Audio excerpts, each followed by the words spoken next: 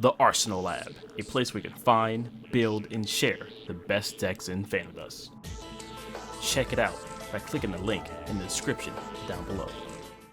What up, guys? Pronto here, and I just want to start by saying I am sorry for not being here as much as I said I would. Been dealing with a lot of things in life, gotta handle that first, but everything's slowly getting in place, and I'll soon be able to get the videos up at least like 2 a week. That's what I'm gonna be aiming for, and we're gonna get some Fanadust content and maybe even some other stuff like some Guild Wars there. Alright, getting right to it. Yesterday they announced the packs for Fanadust, the number 2 packs there. Alright guys, this pack is pretty much just going to go over the new skills coming out to Fanadust. It's going to be up to 74 new skills. These are pretty much the multiplayer skills that came out in the old game. They're going to be talking about how the skills are retrieved in this game. You're not just going to be able to use all your credits and just buy them immediately. But the last game was a lot more tedious. You had to pretty much play 30 games and you'll get one random skill, and it can be a duplicate, and it will just take you forever to get all of them. So in this one, they're going to be talking about how they're going to be doing things a little bit differently, and I kind of like how it is. It kind of keeps people playing, and they reward you for it. So they show a little picture here. There's going to be some examples that they show. Fanadust, it costs $99, and it does, who knows what it does. We'll go over what these skills do, and I'll give you my thoughts on them all, because some of these skills I actually haven't played myself. Especially the ones on the screen here, all those skills I have never played before, so that's going to be pretty cool for me. Haven't played Fanadust since the beginning. I just wasn't able to get the online skills because I was young and my parents didn't let me play online, so I never got the skills there. But I did get to play with some of the, like, up to 330, but all the way to 374, so it's going to be really fun, and I can't wait to give you my thoughts on those skills once they release. Alright, so right here is where they talk about how you're going to receive these skills. Pretty much it's going to be like a daily thing. I believe if you log in every single day, you're going to be able to get one skill. And I think it's going to take you up to, they said 11 weeks in order to get all the skills. So keep playing, guys, if you want those skills. Now, I believe you can still go to the shop and just buy these skills outright. That's probably what I'm going to do, because I'm just kind of eager to immediately get them. But they at least have a way so you don't have to play a million games in order to get these skills. You can simply just log in, grab your skill, you can log out for the day and go to work and do your thing, come back, do the same the next day. Now, of course, like I said, you will be able to buy it. Right here it says you will be able to purchase it for just $5. We'll give you 3 copies of all 74 skills immediately. Now, I think that is just awesome. That is definitely, I'm definitely gonna buy that. $5 for something that's like daily, like you get 11 weeks of dailies completed immediately. Now, at the same time, some people might not even want the skills like that, or they just have fun getting it for free every week. It's whatever. And honestly, I think if you buy all the skills, will you still get one for free every single week as long as you log in daily, so you end up having multiple copies? Who knows? Because remember, when you design the deck, you have 3 copies. It's not like you have 3 copies, you can make it in 17 decks. You only have 3 copies in your collection, period. So if you want to put it in another deck, you have to take it out the other one. Alright guys, right here, they seem to have put in-game chat back in the game. Now this is, well, it was a part of the original game, and they say be sure to be good sport to your opponents, win or lose. I see some of the Call of Duty, how they do it with the open mic stuff like that. It may be good, it may be bad at the same time. There's not like a million people in the lobby. There's just gonna be 4, up to 4, so it could be good. I don't know. That's pretty good in the sense that you can quickly communicate, say, hey, go B. Man, that was really frustrating when you try and do tags and one guy would just stay A, and like you bring in with your buddy, but he happened to be like, he didn't get in your match early enough, so he's like on the 3rd, and like this guy underneath you was like, I'm gonna stay A with the guy above me. You're like, no, dude, go B. So you can like send a message, and if you're on Xbox, it just takes forever to do that, and you gotta go through the menus. Oh, just in-game chat, I welcome it, but again, be wary of the internet. It's just what it is. NPC guide. That's awesome. Now, one of the main things I did not like about Fanadust is the fact that if you didn't know who to talk to next, that can be a tedious task. Going from one NPC to the next NPC, and then just going to the next one, and next one, and just, it so happens to, you had to talk to the first MP twice. You had to talk to him twice in order to get the next mission. Oh, it was kind of frustrating sometimes. Or you had to talk to one person in order to talk to another one, but you didn't know how to talk to the other one because you talked to him first, and it just wasn't good. So what you can do here, guys, is they're gonna have a button inside the game which is gonna allow you, while you're in campaign, to be able to go to a guide or open up a guide and pretty much follow that guide on who to talk to next. Now, I don't think this is a way of like using a strategy guide or cheating. If you want to do it your way, by all means, go ahead and do your way. So this is gonna be pretty good. Check that out. I'm gonna probably finish up my second account's mission there shortly, and I definitely will use this guide because I did not use the guide when my first playthrough, and it was a little frustrating. All right, and pretty much the rest of the packs just going over like known issues and things like that, fixing up some stuff as you would expect most packs to do in modern gaming. Like I said, this is an old school game. It didn't really have that feature back in the day, and we're all used to it now. So this is really awesome that like they're kind of smoothing everything out. So you're gonna play Fan of Dust at its absolute better than its absolute best back in the day. Other than that, thanks for plugging in. I'm gonna be trying. I feel like I say this all the time. I'm gonna be trying to get more stuff up. This week I'm gonna be a little bit busy during the weekend, but pretty much hopefully after that I can start to get back in the groove of things and getting things lined up for you guys and getting more content, especially about Fan and Dust and a little bit on the side of other games I've been playing. If you're tuning in, thanks for plugging in. Check you guys later. Peace out. Alright guys, if you made it this far, we're going to be talking about the first 20 skills of the new 74 skills that are going to be coming out. I had to load up the old Fan and Dust so I can get it to you. Sorry you're going to hear a lot of humming. The Xbox is pretty loud here. So right here we have Delay Bomb from Psycho. Costs 3, does 3. I think it's pretty good. But the thing that makes it awesome is the fact that it looks like a rock shot, but it plays differently than a rock shot. So if you pay close attention to the animation there, when you throw it, it stays in the air longer than you would anticipate, so it's really hard to kind of tell when it's going to land. Unlike rock shot, you hear it get thrown and you kind of have a sense of how long it's going to take for it to get to you in your certain position, depending if you're high, low, things like that. You hear it, and you kind of get used to it, you know, especially if they throw more and more of that. Delay bomb can be kind of funny because you throw it and you're like, where's it gonna go? You kind of jump and you kind of mistime it, things like that. And it has an explosion in the end, so the explosion is pretty good because it has a higher chance of hitting you. Next we have Mini Meteor. Mini Meteor is pretty much just Meteor, just smaller and faster. It's a little bit, I think, easier to dodge, but in the sense that it's a smaller projectile, but it's harder to get away from again because it's a little bit faster. It just comes down and hits you in the face, and it costs 3, but it's infinite cast. All right, next we have its Anti-Gravity Mine.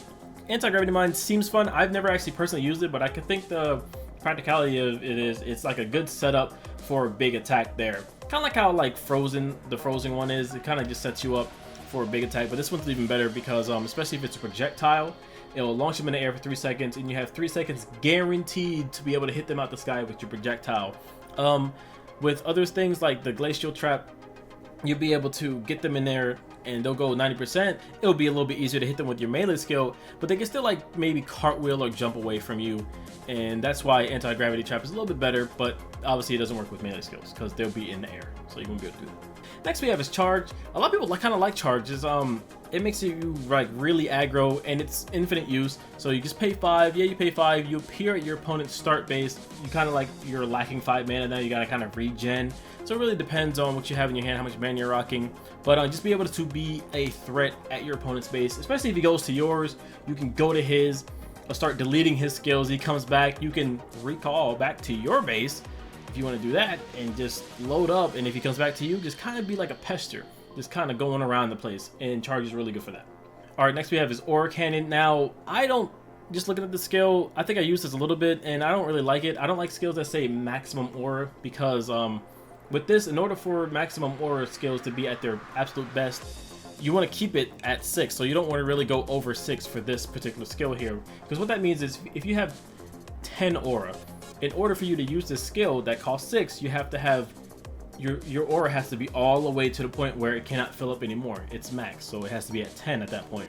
And you're in optical, so you're probably going to be going a little bit more than 10 aura there, unless you're rocking a miss skills to lower your level. As far as damage, it's pretty good. It's a pretty fast projectile, so that's pretty hard to dodge, you know, when it goes that fast. But I don't see this being one of the better skills here, maximum aura, because again, you have to wait for it to be all the way up top. All right, next we have is Throttle Blaster. A lot of these projectiles I'm seeing so far are just faster, you know, or Delay Bomb is a lot slower. It's the timing difference with these skills right here. So Throttle Blaster costs 3, does 3 medium. It's like your normal blaster, but it's a little bit faster. So weaker, it's not a 4-4, it's 3-3, a little bit faster. I think this one beats the first blaster because it is lower costing and it's faster projectile, thus probably more guaranteed hits there. It does get blocked by more defense skills, but faster I think is a little bit better than being a little bit stronger there. Alright, next we have is Boost Mine. Now this is probably going to be one of the best skills for those Psycho Burst players because it not only helps you get up, but it also increases your opponent's level, which is what you want. You want their level to be increased, and this is also really good for support skill as well. You can go to your opponent's base, you can go to your partner's base and just have him step on the mine or activate it, and you both gain level off of that, and you can kind of level each other up that way rather than hitting your opponent with it. So that's pretty good. All right, next we have is Quantum Map. Quantum Map plays the same kind of role, but it's more immediate. You kind of grab it and just give everyone on the map +2 level. This is very good for your tag mate, and very good, especially if both of you are running Psycho Wave and Psycho Burst abilities. Depending on how big your opponent's level is, you're gonna be dealing more damage to them. So this can be better for that. Piece of Wind is the 4th piece in the game where it erases 1 attack skill for your target. I think this is one of the better ones because arcs can be a little bit tricky to dodge sometimes, especially if you don't know which direction it's coming from. And this is just a one-time use, so it's not like they're going to spam it and you're going to be used to it. And it's fairly quickly. I think this is one of the better pieces. I enjoy all the pieces that actually do something. Piece of Fire does 1 more damage for no effect. I think that's actually the worst one, but hey, that's just my opinion. Next we have is Throttle Fireball. Throttle Fireball is probably like the buffer's dream. Equivalent to like Magic the Gathering where you play a creature and you buff the heck out of it. Right? This is one of those kind of cards there.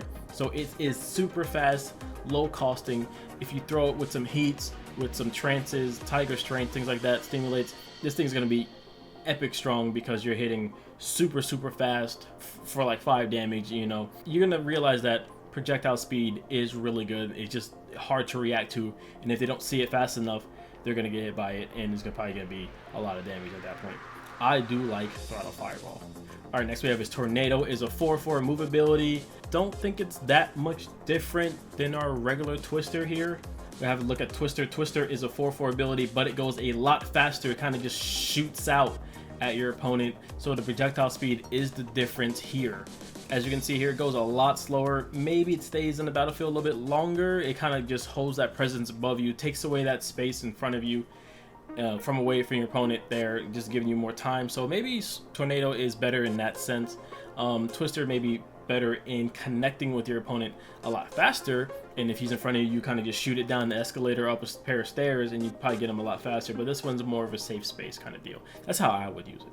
Alright, next we have is Earthquake. I think this ability is, if you don't know how to dodge holes, and if your opponent doesn't know how to dodge holes, it can be extremely annoying. Yes, it costs 5, but it's infinite use.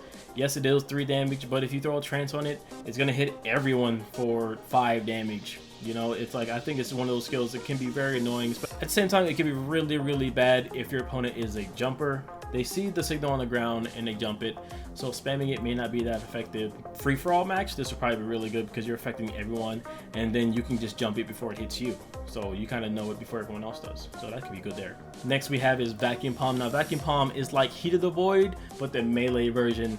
I think Heat of the Void is infinitely better than this one because obviously you have to get in close range in order to use this. Heat of the Void has a really good homing to begin with anyway, and Heated Void cost 1 less, so I'm not really sure where this would have really fit in a deck that's like that. I don't know if it would have really overtake it, or the fact that if your opponent is playing projectile defensive skills, especially ones that like absorption and reflex, Heated Void definitely falls short there, and at least 1 Vacuum Palm in a deck like that in order to counteract shields like that would probably be really good there. Now Backdraft Bullet is a skill that I really tried to make like work in some of my decks.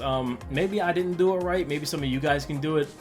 It's really cool because it requires knockdown, but it's a fireball. So if your partner knocks someone down and you're kind of far away, you can still shoot this and still hit them on the ground, dealing extra damage there, which can be really cool. I tried to tech this with like tornadoes and twisters that throw your opponent in the air, and being able to backdraft bullet them in the sky because they're considered knocked down when they're in the air. It's pretty good there. So I don't know, this is like one of those skills like you knock someone down and you just like fireball them in the face, or you fireball them with the big one and then shoot another one, hit them on the ground. I think it's just a really cool, fun ability there. Alright, next we have is the Lost Dragon. The Lost Dragon is kind of like the Dragon Slayer ability, Dragon Slayer, in my opinion, is still a little bit better because it automatically destroys the defensive skill that's used. This one doesn't really get through it, so things that get through it is a little bit better. If you're worrying about defensive skills, their defense skill might block this one anyway, especially if they're getting annoying. But this hits more targets than the Dragon Slayer, so there's that. All right, next we have is Disremember. Now, Disremember is one of my favorite erase skills. Now, I don't use a lot of erase skills, but Disremember is probably one of the best erase skills in my opinion, and it just works phenomenally with optimization to reduce its cost by half. Even if you just are using it in a deck that you can't reduce its cost, you can shoot it once, hit a skill. You probably just turn your whole target's strategy around with what he was doing, just because you were able to erase anything in his hand, and you're able to just turn the tide just because you're able to erase it. And if they're at that point, they're going to be super hesitant about your other abilities. You're going to be really worrying about blocking that Disremember because they can't afford to lose other stuff in their hand because that thing is infinite. So, all right, next we have is True Muramasa. Now, I know a lot of people are fans of the swooping blade attacks. This one is infinite. It's kind of like Big Muramasa in the fact that it deals a lot of damage. 6 damage is a lot of damage. Cost of 6, I guess that's fine because of the super motion and its infinite use. It does have a penalty at 1, but I think for its damage that it deals, it's really good. Does this beat out other skills, that penalty skills like Fire Gehenna? I don't think so, but this is one of those super things, and it can hit multiple targets, unlike what Fire can do. Alright boys, this skill right here I think is probably one of the best skills in the game. Look at this animation. Look how slow that projectile is going. That's the reason it's so good. The homing on this skill is just phenomenal. It's almost as good as things like Reincarnation, where it goes really slow, but this goes even slower than that. So with this skill, you can even do like projectile stacking. We can throw this out first and then throw another projectile that's a little bit faster behind it, so they reach their target almost at the same time, making it almost really kind of iffy to dodge, you know, so it's almost forces your opponent to use a defensive skill. But I love Will-O-the-Wisp. 3/3 is fair costing. It's just the fact that it shoots so slow, and you can kind of get even more projectiles. You can, if you're far away enough, if you're like max medium range, you could probably throw like 2 or even 3 of these out, and they'll be kind of lingering, so your opponent has to kind of worry about all of them, while you can do other things, you know, like get ready for a Disremember or something like that.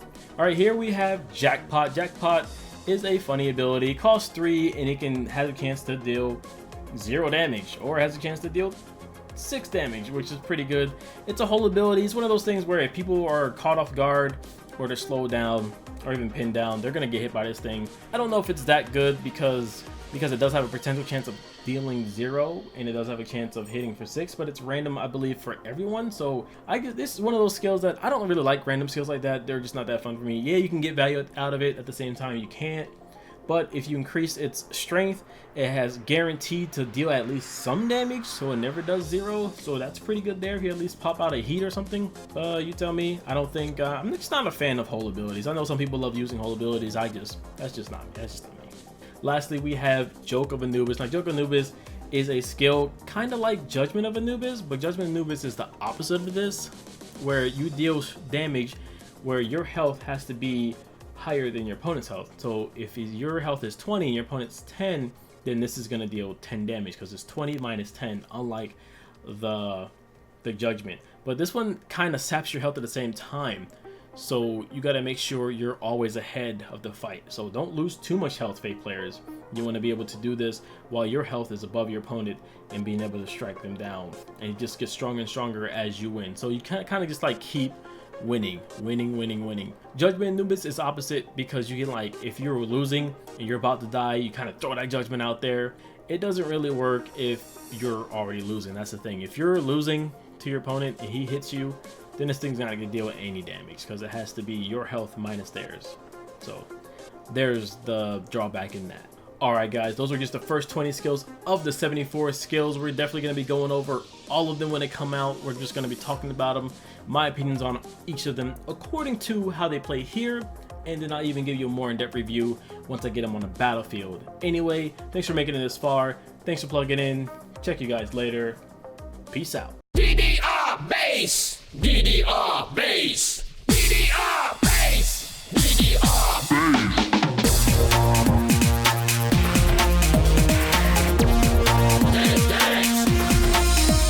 I am here, and my name is Chaos. Rap is to me like music is the Amadeus. bass. Wolfgang, the famous composer. When I stepped in, I told them to move over. I am the new kid on the block and a mission to make